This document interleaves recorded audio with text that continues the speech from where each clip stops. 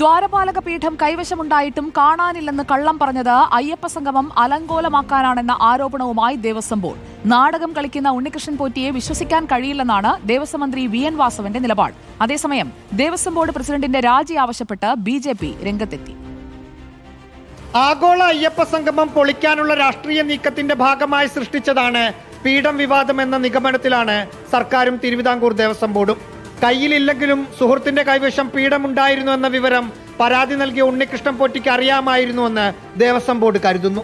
പ്രസ്തുത കക്ഷിയുടെ കയ്യിൽ ഇതുണ്ടായിരുന്നു എന്നറിയാമായിരുന്നിട്ടും എന്തിനാണ് ഇയാൾ കള്ളം പറഞ്ഞത്? ഗൂഢാലോചനാവാദം ദേവസ്വം മന്ത്രി VN വാസവനും ഉയർത്തി. ഇതെല്ലാം ഒളിപ്പിച്ചു വെച്ചതിന് ശേഷം കണ്ടില്ലെന്ന രൂപത്തിൽ നാടകം കളിക്കുകയൊക്കെ ചെയ്തപ്പോൾ അതിന്റെ പിന്നിൽ ആസൂത്രിതമായൊരു നീക്കമുണ്ടോ, ഒരു ഗൂഢാലോചനയുണ്ടോ എന്ന് സ്വാഭാവികമായി നമുക്ക് സംശയിക്കേണ്ടി വരും. എന്നാൽ വീഴ്ച സംഭവിച്ചത് മുഴുവൻ ദേവസ്വം ബോർഡിനാണെന്ന നിലപാടിലാണ് BJP. ആരാണ് ഈ ഉണ്ണികൃഷ്ണൻ പോറ്റി? എന്തടിസ്ഥാനത്തിലാണ് 2019 സ്വർണം പൂശാനായിട്ട് ഇദ്ദേഹത്തെ ദ്വാരപാലക ശില്പങ്ങളുടെ പാളി ഏൽപ്പിച്ചത്? ദേവസ്വം ബോർഡ് ഒന്ന് വിശദീകരിക്കണം. റഹീസ് റഷീദ്, റിപ്പോർട്ടർ, തിരുവനന്തപുരം.